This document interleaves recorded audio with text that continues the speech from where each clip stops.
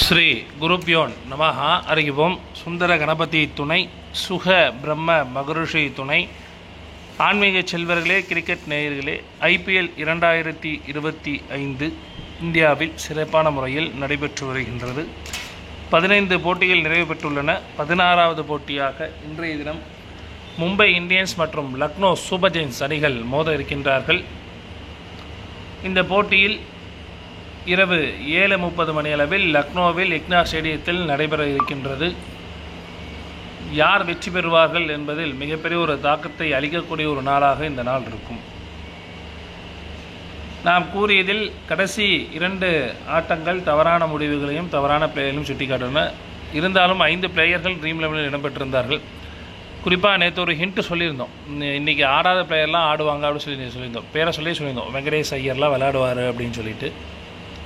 வெங்கடேஷ் ஐயர், அப்புறம் அந்த ரிங்கு சிங்கு, ரமன்தீப் சிங்கு, யாரெல்லாம் விளையாடலையோ அவங்களாம் விளையாடுவாங்க அப்படின்னு சொல்லி நேற்று ஆடியோவில் சொல்லியிருந்தோம். அந்த போல் வெங்கடேஷ் ஐயர் பட்டையை கிளப்பிட்டார். ஒரு சிறப்பான போட்டியாக இருந்தது. ரஹானாவை பற்றி சொல்லியிருந்தோம். எல்லாம் ரைட்டு, பட் ஆனால் ரிசல்ட் மட்டும் மாறிடுச்சு. அது ஒரு அனாலிசிஸ் போயிட்டுருக்கு. இருந்தாலும் பரவாயில்ல, வரக்கூடிய காலகட்டத்தில் ஒரு சிறப்பான முறையில் நம்ம அதுக்குண்டான ரிசல்ட் அப்படிங்கிறது நம்ம கொடுத்துடலாம். இன்றைய தினம் நடைபெற இருக்கக்கூடிய போட்டி மும்பை இந்தியன்ஸ் மற்றும் லக்னோ சூப்பர் ஜெயின்ஸ் அணிகள் மோதும் போட்டி. ஃபஸ்ட்டு பாயிண்ட் சொல்லிடுறேன், பெரிய ஸ்கோரெல்லாம் இன்றைய தினம் இருக்காது. அது ஹிண்ட்டாக எடுத்துங்க. ஒரு 160 170க்குள்ளே வந்தாவே ஒரு பெரிய விஷயந்தான். இன்னையை பொறுத்த வரைக்கும் மேக்ஸிமம் 170 தாண்டாதுன்னு வச்சுக்கோங்களேன்.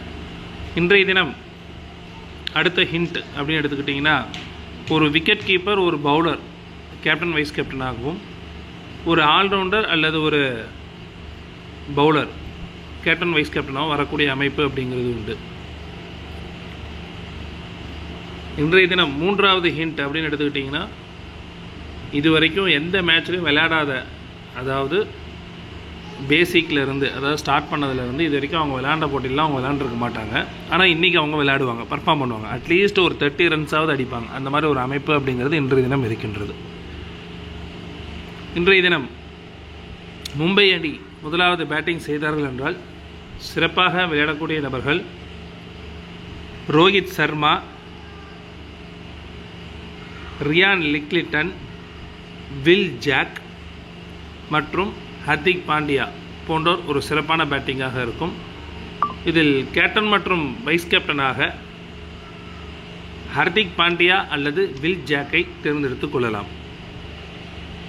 மும்பை அணி முதலாவது பந்து வீசினார்கள் என்றால் விக்கெட்டுகளை வீழ்த்தக்கூடிய நபர்கள் ட்ரெனட் போல்ட், அஸ்வினி குமார்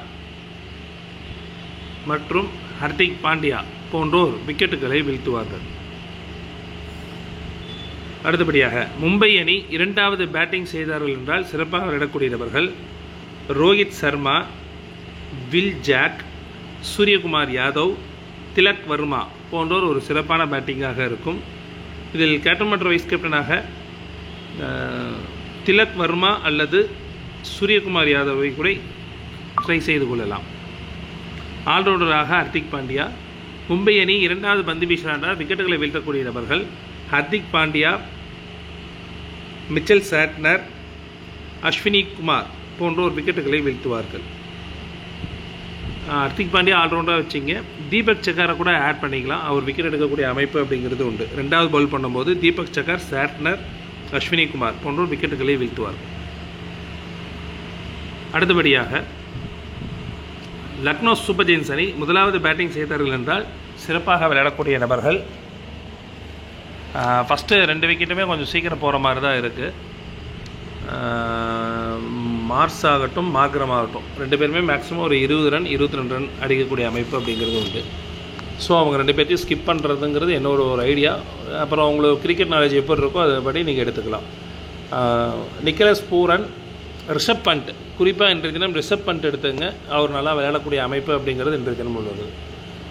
நிக்கலஸ் பூரான், ரிஷப் பண்ட் மற்றும் ஆயுஷ் பதோனி, டேவிட் மில்லர் கூட வேண்டாம்.